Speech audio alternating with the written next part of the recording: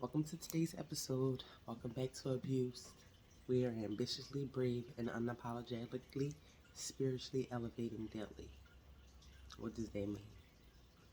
Even though we have been through different types or different stages in our life of abuse, we are healing from it and we are moving forward. And we are doing things that protect us against the abuse and the unhealed individuals that are out there. So today we're going to talk about gatherings, parties, holidays. Tis the season for gatherings, family, friends. Um, so abuse is for not just for family. Abuse is not just for friends. Abuse is for not just for coworkers. Abuse is not just for me.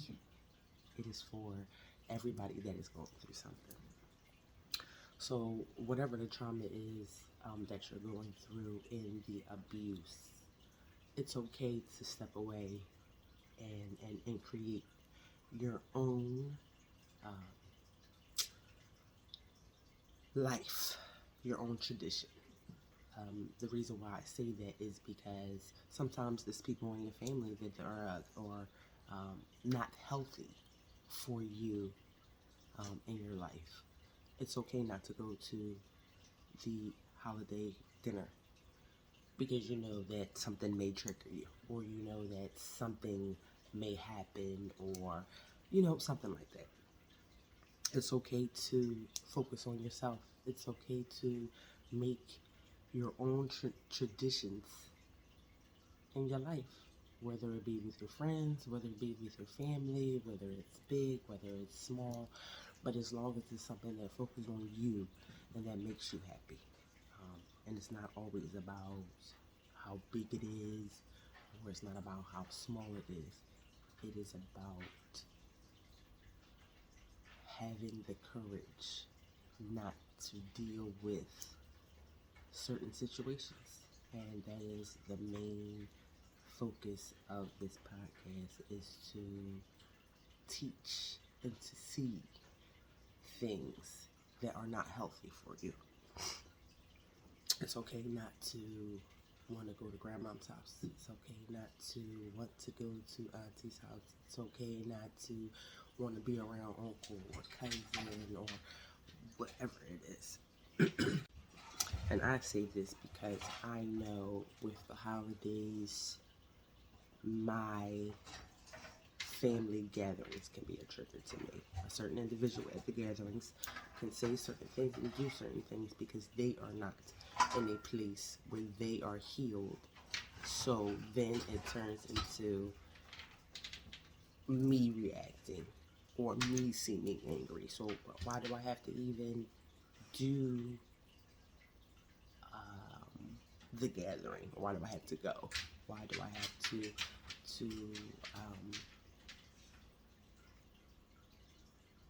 allow myself to go through it before I would allow myself to go through it? I would do it for my children. I would allow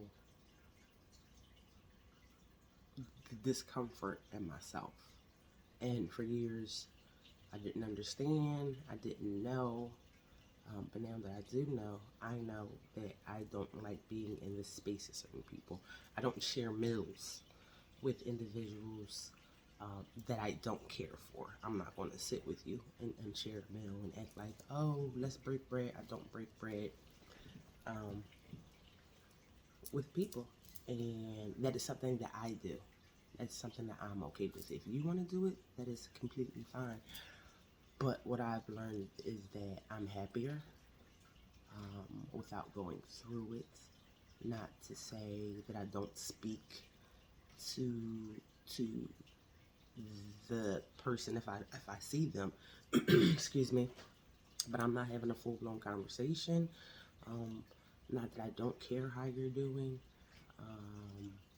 but it is self, because you have shown to me for years that it was about you, and have treated me that it was about you, that I didn't understand that I am an individual and I am allowed to have feelings and I am allowed to not necessarily speak back, but speak up for what's right.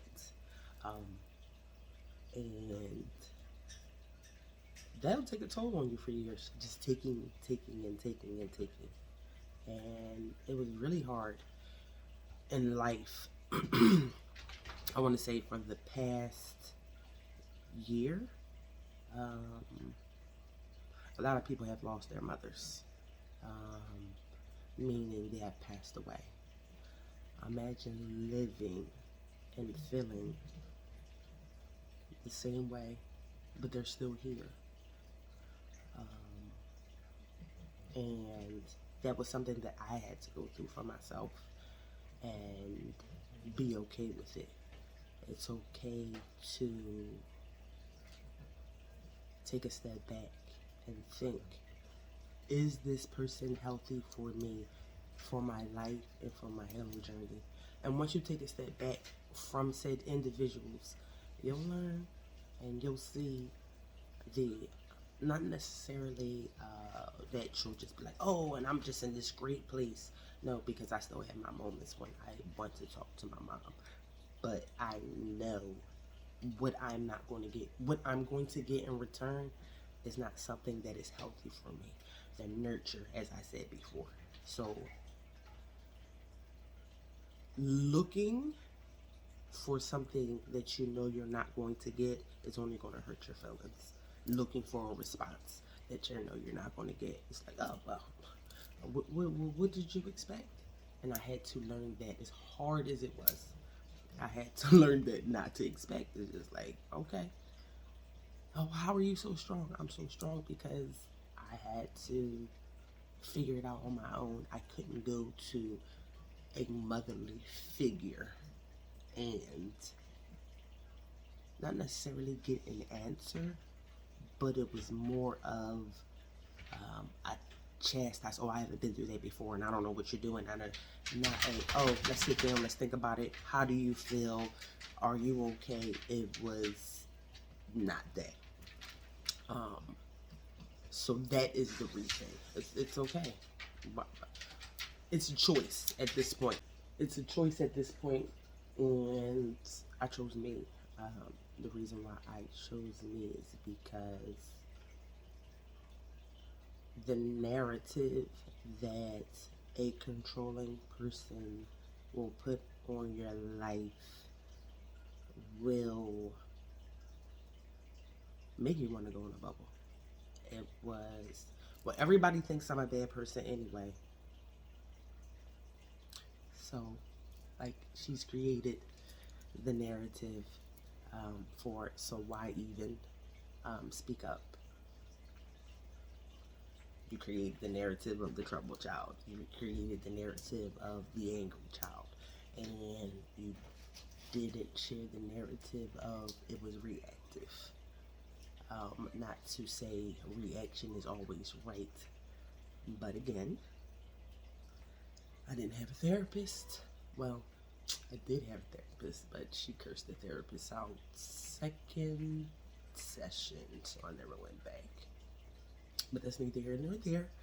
I never got the help that I needed. I'm just telling my story, and this is not, again, an attack on anyone. I'm just saying what I have personally been through. This is not an attack on my mother.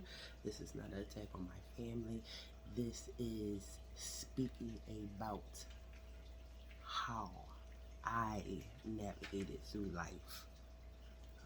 I don't want to say that maybe she is a narcissist, but very puppeteerish. And at some point you get tired of riding that roller coaster in life of, oh, I have to take up for myself. Oh, I have to go here and talk to this person. Oh, I have to tell this version of the story. Or oh, I don't have to do that. You believe what you want to believe. I'm healing. If you don't want to heal, or you don't want growth, that is on any individual, but I want to heal and I want to get past my childhood trauma. I'm not going to live in, oh, I saw somebody die at 12. Oh, this happened to me, so this is why I'm like this. No, I'm going to be better than that. I am not the abuse or abused person. I'm not that. What you did to me doesn't define me. I define me. So that was hard for me to learn through life, and I hope you can learn that through life, that it is a constant healing process. It's not glitter, it's not meditation and everything's fine. It is not that. There are days that you were here, there are days that you were here, and there are days that you were here. But again, it depends how long you stay here in it. You have to understand and know who's around when you're here, who likes when you're here. It's just about opening your eyes and paying attention. What is not healthy for you, your mental, because you may have kids, you may have to navigate through life. And how can you navigate through life with negativity or trauma or drama? At some point you have to get past it. And if you don't, then you have chaos. Something's always wrong. This person's not talking to you. Toxic. So again, it's okay not to go to gatherings, parties, if you're not comfortable, if you haven't, and I'm not saying that one day I will not be in that place, but I'm not. My agreement with them was therapy. I haven't spoken to my mom in over a year. I mean, I say hello when I see her, but the offer of therapy was not taken. And if you have done everything, if you feel like you have done everything, and you feel like you have fought, and you feel like you have said your words and you're not heard, I do recommend getting someone else, sitting with a family, and just talking about what happened or what didn't happen. It doesn't work. So my offer was therapy, and that has gone on deaf ears. And again, trauma and what people are used to. She's used to me forgiving her, even though of the wrongs and the what can I say, the wrong or confrontations or something that happened. It's just like brushing under the rug. I'm not in that space in my life where I can just brush things under the rug and embrace you and make you think that, oh, it's okay. No, it's still layers and scars. There's still layers and there's still scars, and eventually, what do scabs do when you constantly pick it? It's going to harden over and leave something that you can tell, like a mark that you can tell. So I'm not willing to keep on that band-aid effect. And therapy was an option, and that was not done, and I had to be okay with that. And sometimes does it hurt? Absolutely. Do I want to call my mom and be able to get advice? Absolutely. Do I want to call my mom and know how she's doing? Absolutely. Do I just want that mother-daughter relationship? Absolutely. But at some point you have to know that it's not going to be there.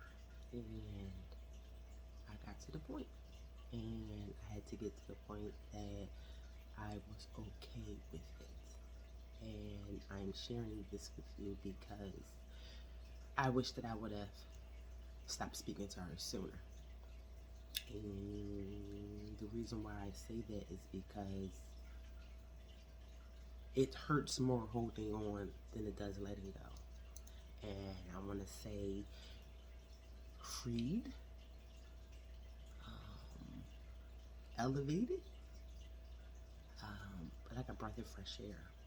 It's not the what's next. It's not what is she going to say. It's not antagonizing. So it's about being okay. It's like a bully. That you know a bully, so you're not gonna go around the bully.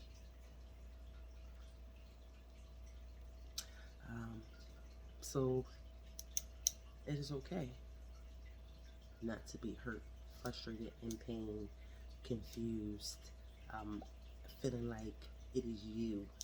Don't feel like unhealed people is your issue or your problem. It's not. Work on yourself. Ambitiously brave and unapologetically spiritually elevating daily for yourself, not for anybody else.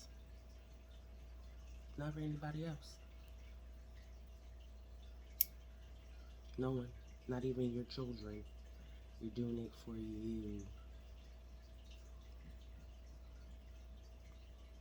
And they'll see it. They'll see the change. They'll see that you're not as angry. They'll see that you can coast through life without feeling chaos. So, I hope this episode has helped someone, and I hope everyone has a great week.